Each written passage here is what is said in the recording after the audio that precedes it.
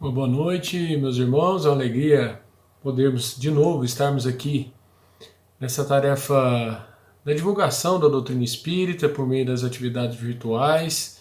Nós temos aqui mais um estudo que a Casa com o meu espírita Chico Xavier, aqui em Formosa, proporciona. Hoje vamos tratar, como vocês já estão vendo, de um tema ligado à vida de Paulo de Tarso, nosso grande trabalhador, o grande exemplo de trabalhador do Cristo, que há muito nos deixou grandiosos exemplos e até os dias de hoje trabalha profundamente em torno da divulgação do Evangelho, como um grande servidor do Cristo. Nós temos aqui como parâmetro, a partir desse tema, o livro, conhecidíssimo livro, Paulo e Estevão, que foi psicografado pelo Chico Xavier, editado pelo Espírito Emmanuel, que vem contar a história fabulosa que está narrada em Atos dos Apóstolos, no texto bíblico, que é a relação entre Estevão e Paulo. Como é que se deu, como é que se desdobrou tudo isso, e só que vem trazer muito mais detalhes a respeito do cristianismo dos primeiros tempos, naquele momento logo depois da crucificação do Cristo. Quais foram as grandes dificuldades dessa igreja nascente, tudo que eles passaram. Então Paulo acompanhou isso tudo de muito perto, né? E não é à toa que hoje nós temos o Novo Testamento com o Ato dos Apóstolos, com um trabalho diretamente ligado a Paulo de Tarso. O Evangelho de Lucas, também revelado para nós que foi uma ideia ou idealizado por Paulo de Tarso, fora suas famosíssimas cartas. Então nós temos aí boa parte do texto do Novo Testamento ligado ao trabalho, diretamente ligado ao trabalho desse grande apóstolo.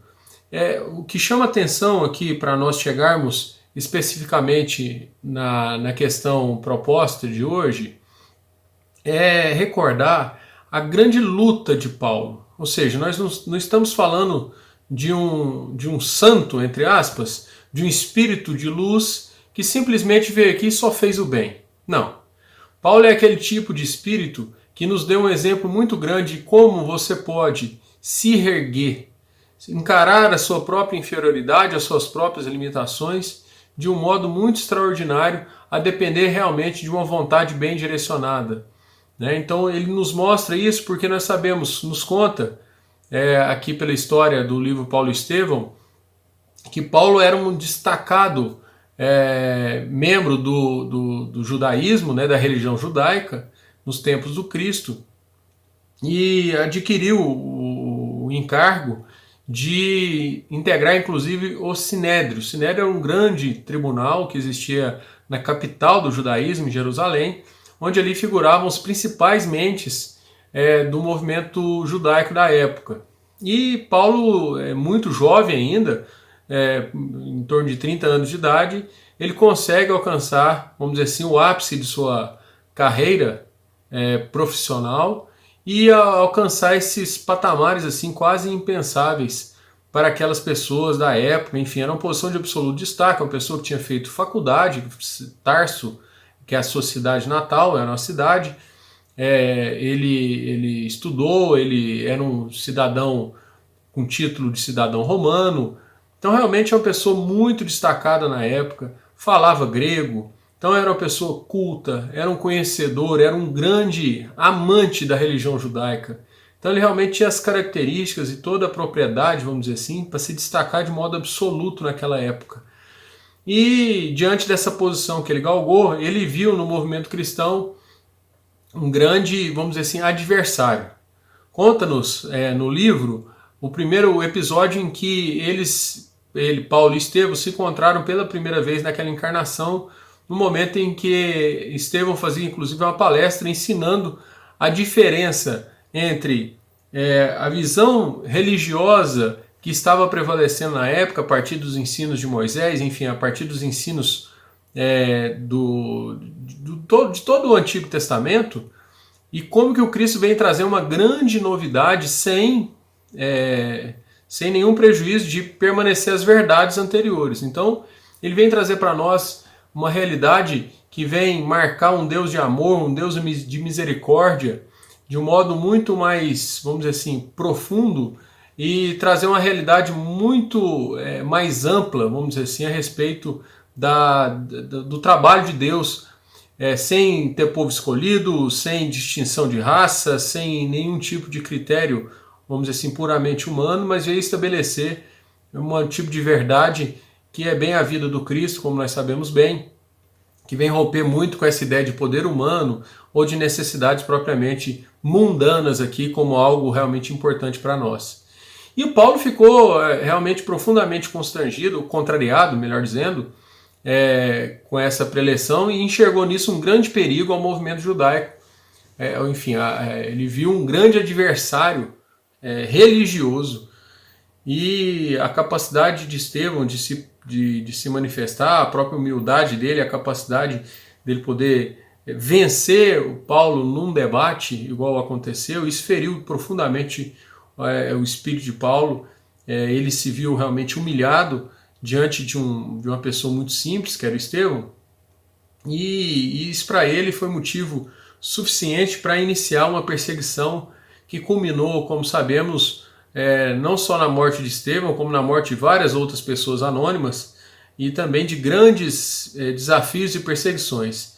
Nos conta, inclusive, que por muito pouco, se não fosse a intervenção de Gamaliel, Paulo teria matado Pedro, entre outras pessoas importantes do movimento cristão inicial. Nós sabemos bem que o movimento cristão ele iniciou em Jerusalém com a instalação da Casa do Caminho, que era uma casa que acolhia só pessoas renegadas pela sociedade, normalmente leprosos, e começou esse trabalho de caridade, de assistência, no seio de Jerusalém, a partir da iniciativa de Pedro, João e Tiago. E ali foi acolhido Estevão, que também, vamos dizer assim, logo no início, ombreou com essas atividades, e toda noite eles tinham essas preleções evangélicas em que tinham condições de poder tratar desses assuntos mais profundos da alma. Então, Paulo começa esse trabalho e por muito pouco, então, ele começa uma tarefa muito forte, e eis que ele, por uma questão dos destinos, né, desses contornos divinos, nós sabemos que ele acaba se apaixonando por Abigail, que era irmã de Estevão. Abigail acaba morrendo de desgosto, enfim, de toda essa situação que depois se descobre que Estevão era irmão dela no momento ali da morte de Estevão. Ele rompe os laços e quando vai tentar retomar o coração de Abigail, ela está praticamente já morta. Isso gera nele uma revolta profunda que vai se ligar a Damasco. Por quê? Porque Ananias seria a pessoa que teria atendido Abigail pouco antes, ou dias antes desse momento da morte. Ela se tornaria cristã antes de sua morte. E então ele descobre posteriormente, utilizando os diversos meios torturantes, enfim, sem qualquer limite, Paulo descobre que Ananias tinha ido para Damasco. E é isso quando ele, nesse seu coração tomado de um sentimento de ódio, de vingança, ele vai até Damasco. E eis que antes de chegar na cidade, é quando nós temos o grande encontro, em que ele se depara com a figura do Cristo. Então o impacto para ele é muito profundo, porque no átimo de segundo, tudo que ele tinha vivido ao longo desses 30 anos, todas as suas conquistas, todo o seu destaque, tudo que alimentava a sua alma, tudo que ele mais, vamos dizer assim, apreciava em questão de segundos, foi tudo por água abaixo. Já pensaram numa situação tão dolorosa como a dele naquele momento? No átimo de segundo, na hora que ele vê o Cristo, ele percebe, no primeiro momento, que tudo que ele tinha nutrido, tudo que ele tinha alimentado em sua alma estava errado. E aí ele faz uma análise de todos os equívocos que ele cometeu ao longo desses últimos anos, em que, vamos dizer assim, o ponto mais profundo dos seus erros certamente é a morte de Estevão, ou seja, o assassínio de uma pessoa totalmente que não fez nenhum mal a ele, vamos dizer assim, e que é ele mesmo que se sentiu com um orgulho ferido. Então, ele é tomado, nos conta Emmanuel, de uma invencível vergonha. Ele vai tentando penitenciar-se e tentando já naquele átimo de segundo ter algum meio de provar algum tipo de fidelidade ao Cristo. É isso quando o Cristo, depois de anunciar-se, dá a sugestão a ele: não recalcitres contra os aguilhões. Ou seja, para de ferir-se a si mesmo. Não precisa de encontro, olhe para frente. E num átimo de segundo também, Paulo percebe a grandeza do Cristo, a extensão do amor dele, de ter saído de suas esferas luminosas para vir ao encontro do seu coração tão, vamos dizer assim, pequeno, né, e tão quase infantil, né, como a ponto de matar por questão religiosa. E eis naquele átimo de segundo também, ele já percebe a necessidade da renovação e a necessidade do trabalho. E qualquer que seja ele, a ponto dele fazer a grandiosa pergunta, que realmente é muito profunda para todos nós, que pergunta: o que queres que eu faça? É uma pergunta realmente que afasta qualquer tipo de culpa ou de desculpa, que é uma postura normal que nós temos quando estamos diante de reconhecer os nossos próprios erros, quando se depara com a situação que não tem mais para onde você correr. Quando você erra, normalmente nós tentamos escapar das consequências dos erros a partir desses dois processos, ou renunciando completamente à sua própria individualidade num processo de profunda culpa, que pode levar a profundos estados de depressão, etc., ou no outro extremo, com as mais diversas desculpas, né, no sentido de procurar razões para justificar a sua própria imperfeição. Paulo não quis se arvorar nenhum desses dois extremos e apenas questionou o mestre: que queres que eu faça? Ainda bem que o Cristo não falou, né? Porque se imagina, se contasse tudo que se esperaria de Paulo ao longo dessa vida, mas isso não impediu ele de iniciar sua tarefa, sua longa tarefa, e nesse início, que é o que vem a destacar para a gente entrar realmente na palestra, porque ele começa um processo muito doloroso.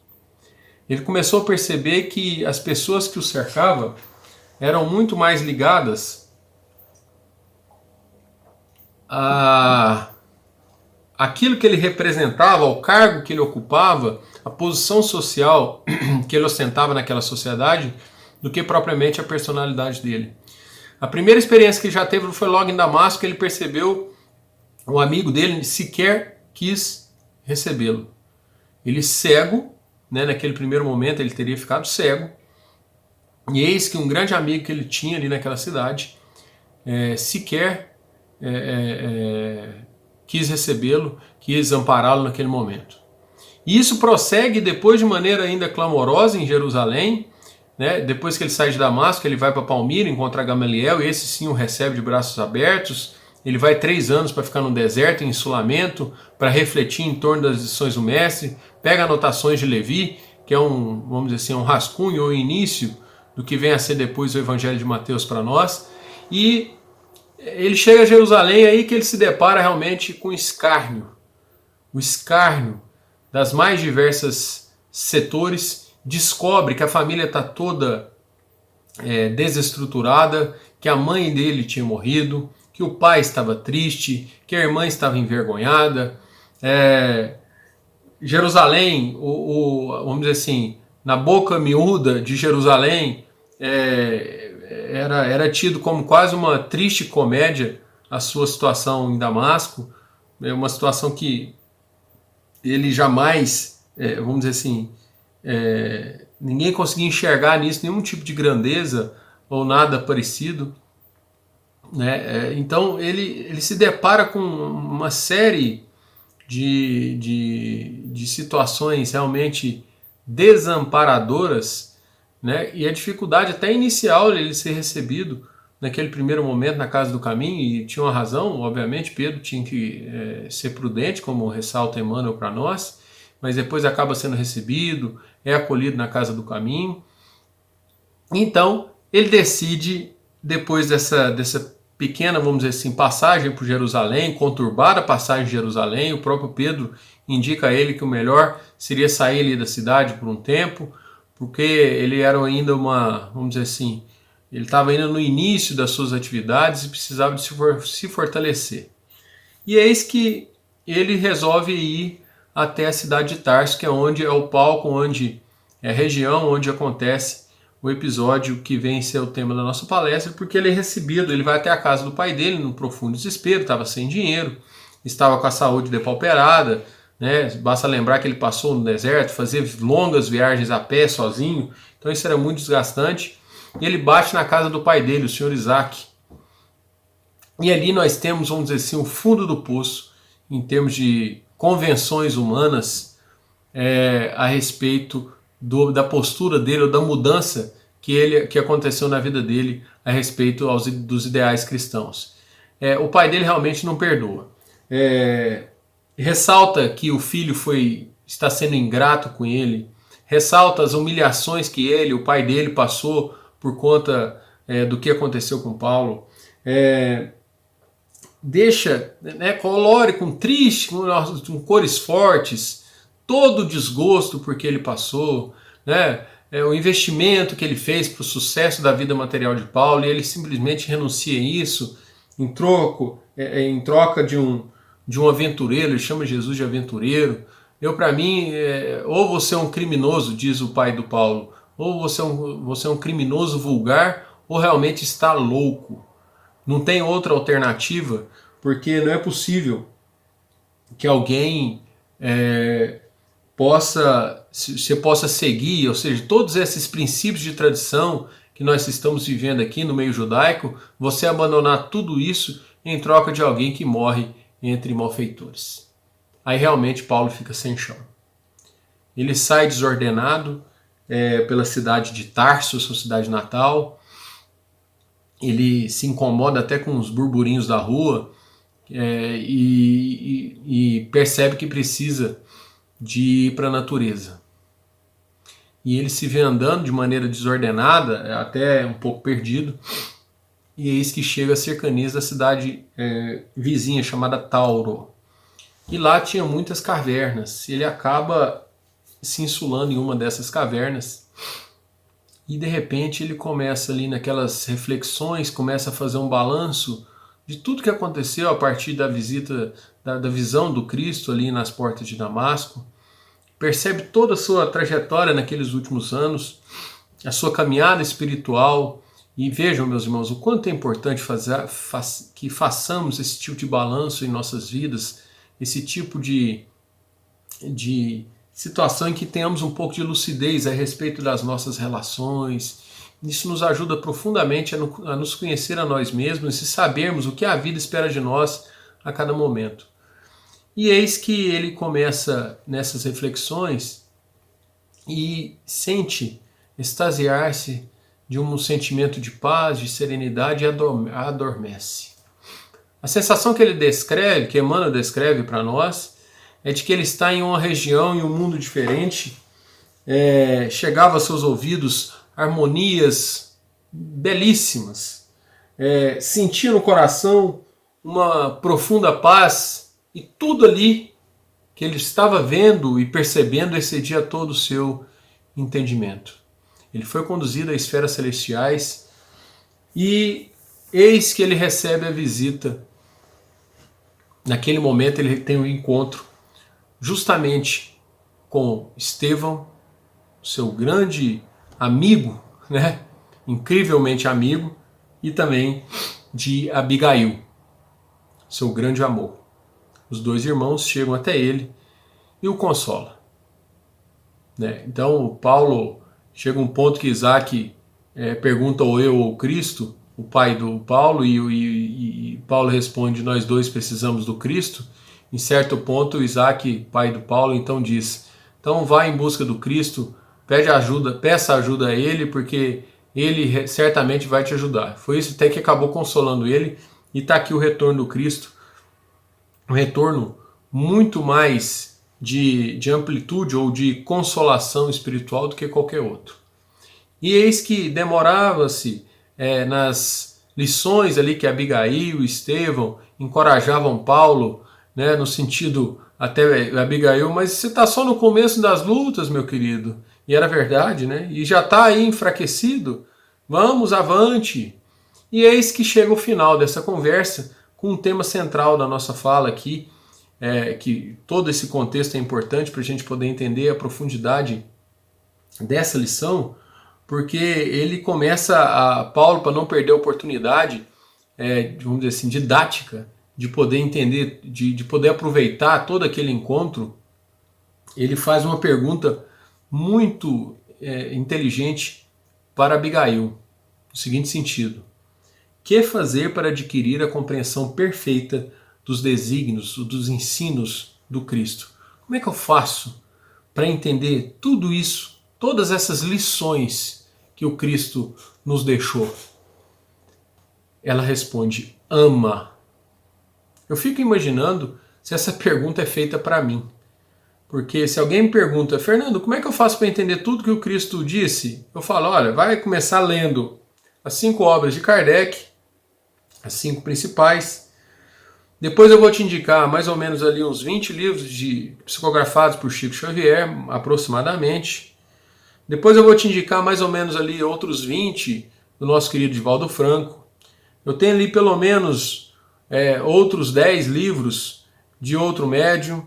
Enfim, é impressionante como eu creio que a pergunta dele, como um grande intelectual que foi, ou que era no sentido de: eu quero fontes bibliográficas para saber onde que eu busco mais entendimento dos ensinos do Cristo.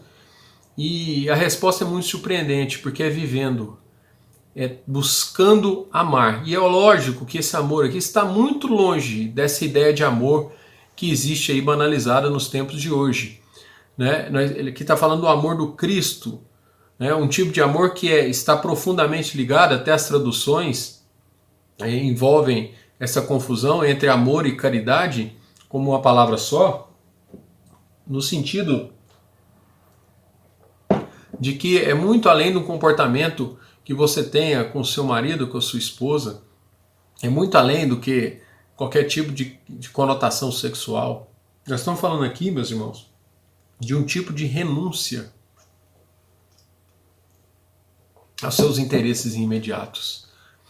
É aquele comportamento que envolve, em que você pode amar qualquer tipo de pessoa, em que você tem a condição de realmente de se portar diante do outro e saber de que forma eu posso servir.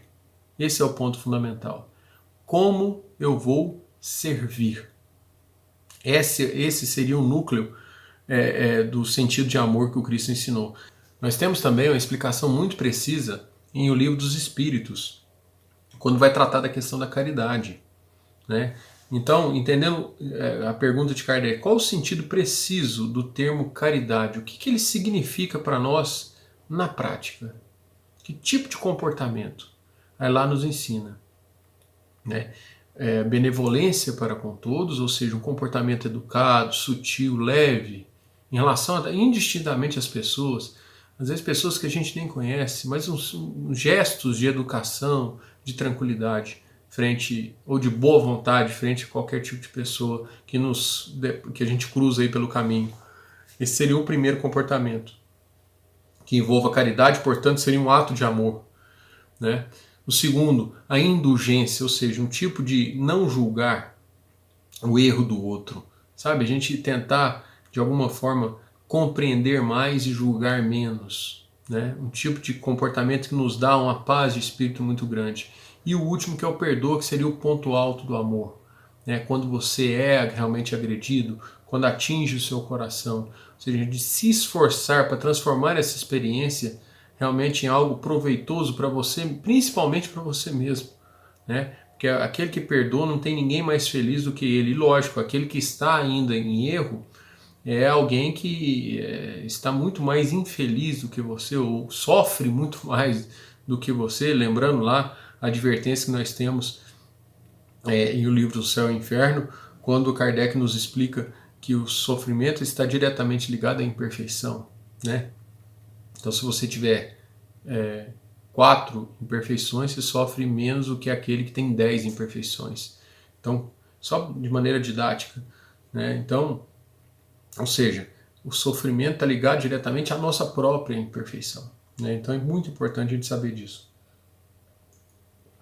E prossegue esse diálogo. Paulo ainda se vê inquieto, porque ele escuta o ama, obviamente ele se surpreende com a resposta e continua, mas de que modo vamos enriquecer essa virtude? Ele começa a pensar no Cristo e fala, gente, o Cristo já manda a gente amar os inimigos. Olha que dificuldade, meu Deus do céu. Ele começa a lembrar do tanto que seria difícil, do tanto que tudo isso seria, vamos dizer assim, para ele, dificultoso. E ele pergunta, como fazer para que a alma alcançasse tão elevada expressão de esforço com Jesus Cristo? E aí nós chegamos ao segundo aspecto, que é a resposta de Abigail. Como é que eu vou então alcançar essa elevada expressão de esforço para conseguir galgar esse sentimento sublime que é o amor que o Cristo ensinou? Parece tão distante para mim. Ela responde, trabalha, meu filho, trabalha. Ou seja, é por meio, gente, das atividades, é por meio do nosso tentar, é por meio do nosso ir a campo, é por meio da nossa disposição que a gente vai avançar. Então, lembro que o trabalho é uma lei divina, né? Está entre as 10 leis morais que nos é ensinada em O Livro dos Espíritos, como um meio para a gente progredir. Ah, mas Fernando, eu erro muito ainda. Ah, eu tenho muita dificuldade. É justamente isso que o Paulo fala. Meu Deus do céu, o amar do Cristo é muito profundo. Eu já estou entendendo isso. Como é que eu vou alcançar essa sublimação toda? Isso, meu amigo, passo a passo. Pouco a pouco.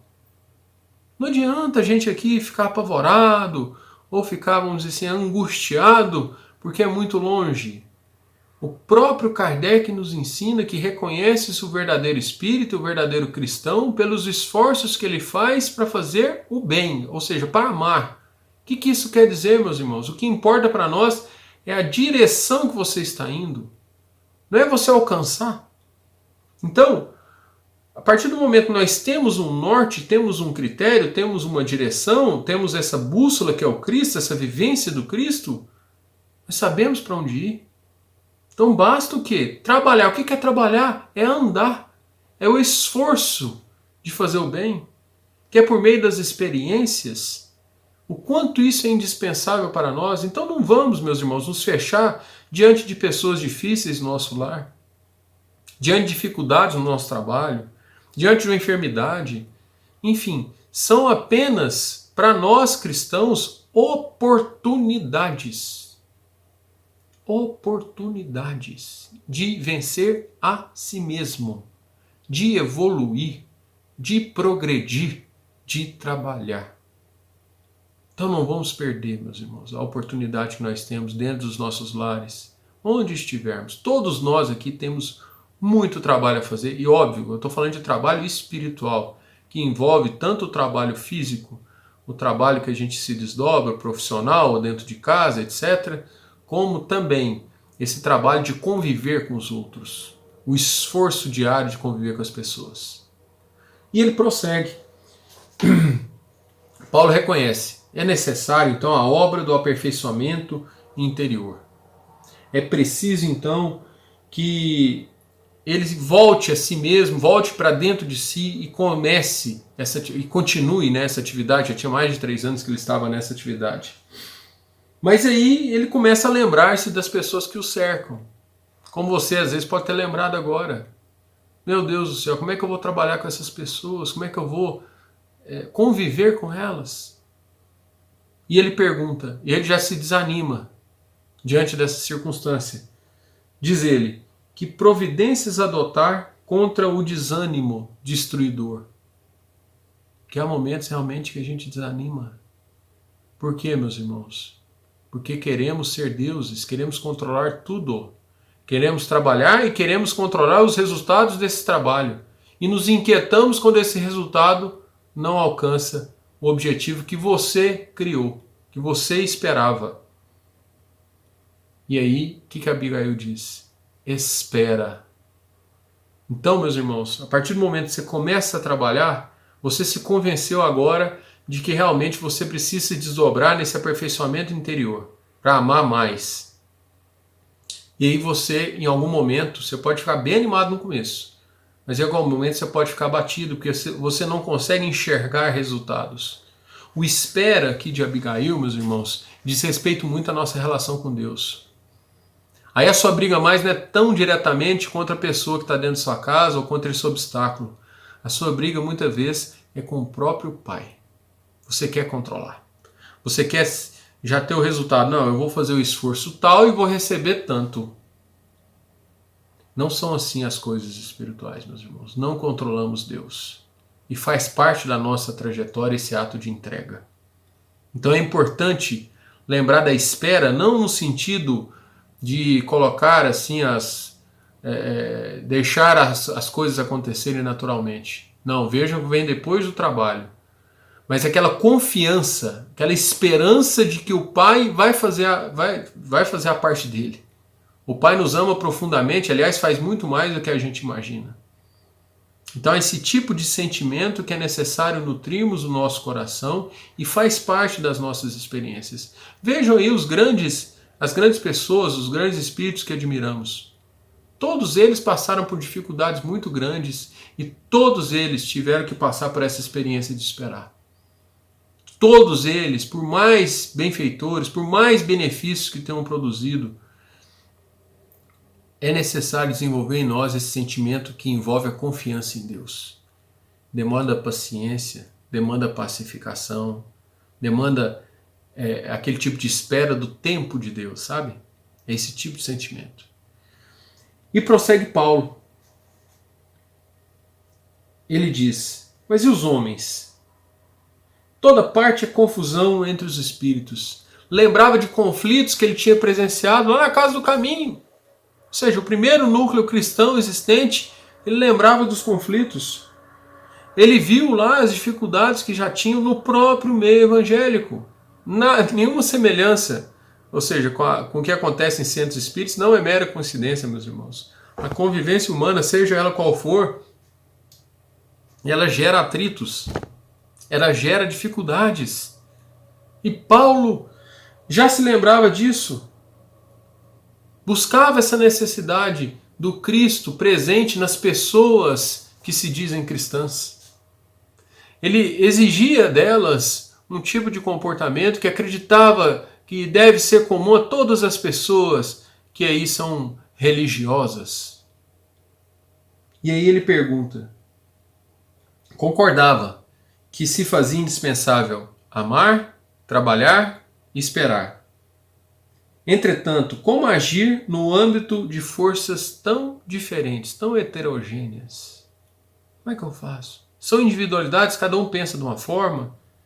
Como conciliar essas grandiosas lições do Evangelho com a indiferença dos homens? Eis que Abigail apertou a mão do Paulo e disse, perdoa. Como eu disse há pouco, o perdão é o ato mais profundo, mais nobre de amor. Então é realmente muito difícil, meus irmãos. Mas é preciso que esse amor, esse perdão seja trabalhado no íntimo, no âmago, aos poucos, como um ato realmente mais profundo e mais nobre. Paulo percebeu essa experiência e recordou dela durante toda a sua vida como um roteiro para as suas dificuldades que mais tarde ele enfrentaria. Então que fique para todos nós, para as nossas vivências, essa experiência de Paulo e, sobretudo, esse roteiro, essa experiência dele que quando ele estava no seu profundo caos, a ordem se estabeleceu a partir das diretrizes: ama, trabalha, espera, perdoa. Que possamos então nos sentirmos inspirados por essa grande encarnação de Paulo, que possamos todos nós realmente nos sentirmos sensibilizados da necessidade de amar, de trabalhar, de esperar e de perdoar. Agradeço muito a atenção de todos e que Paulo, as suas falanges, esses grandes trabalhadores do Cristo, possam nos inspirar cada vez mais. Muito obrigado, meus irmãos. Que Jesus nos abençoe hoje e sempre. Uma boa noite.